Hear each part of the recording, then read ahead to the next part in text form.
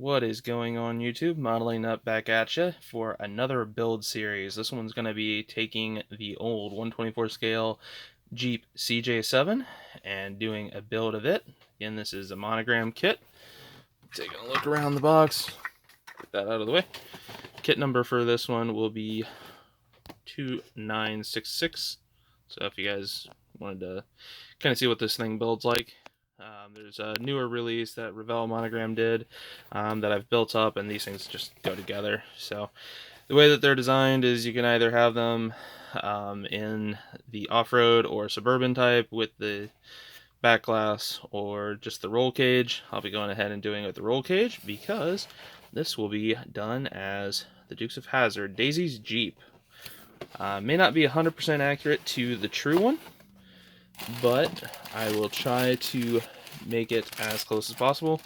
Again, as you can see, completely sealed box here, and I'm trying to remember if I actually threw the decals in here. Yep, sure did. So, picked up a couple of aftermarket sets. These things are not the easiest to come by. So, the original name of the Jeep was Dixie, not Daisy.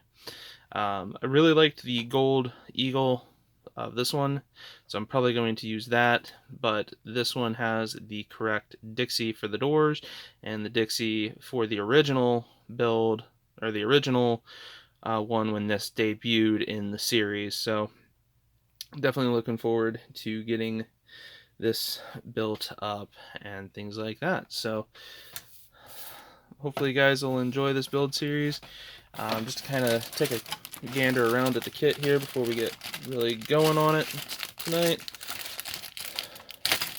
You might have seen in my channel update video, I'm just happy to be back at this bench, getting ready to glue some styrene together.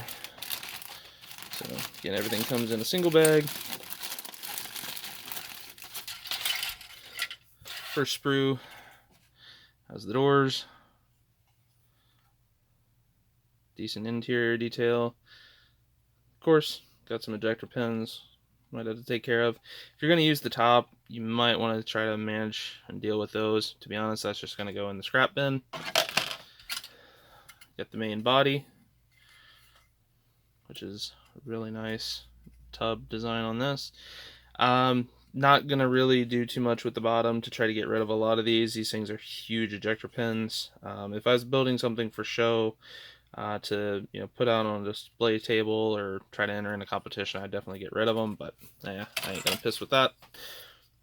Got our seats, which are really nice design for that. Got your windshield frame, steering wheel, rear Jeep bumper, all of your drive shaft linkages. So you can sell for around the hood area.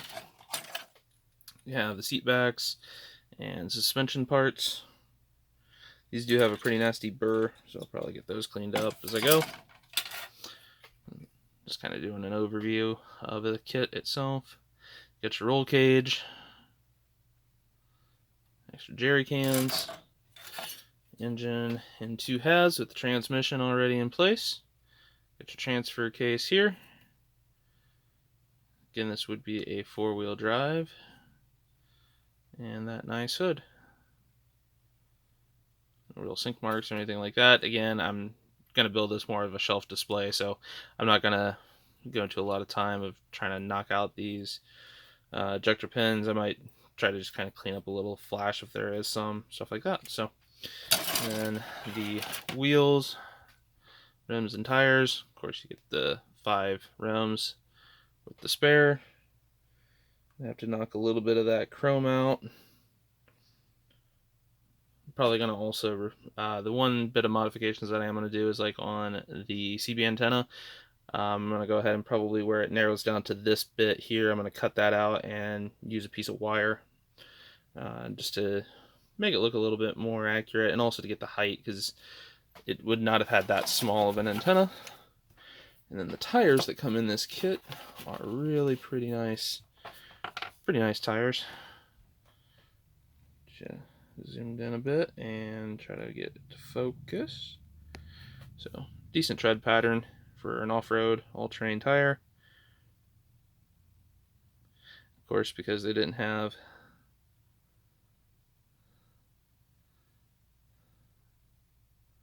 all of the detail that maybe a modern wheel does, and obviously has some flash and stuff like that, but like I said, really pretty nice.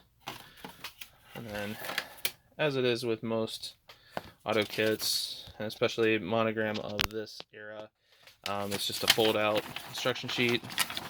So going across the top, get your engine build up, getting that in the chassis, building up your with the transfer case as well, getting that attached, getting the skid plate into place, doing all the suspension work, getting the wheels and tires attached to the frame.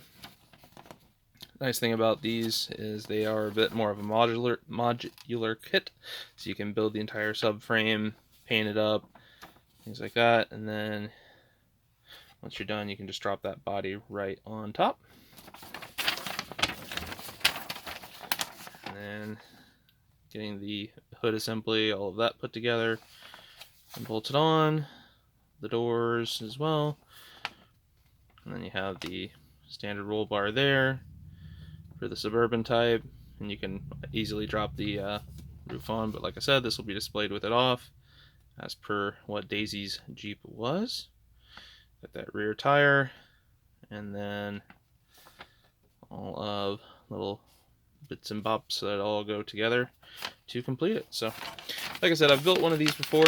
At some point I might dig out my old kit, which I did in just an OD green.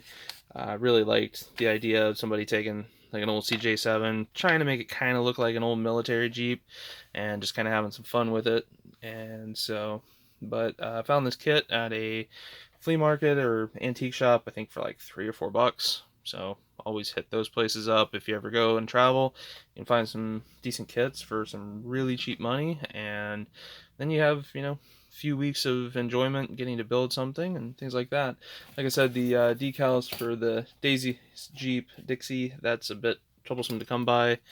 And then the glasses, you know, there's nothing really to say much about it.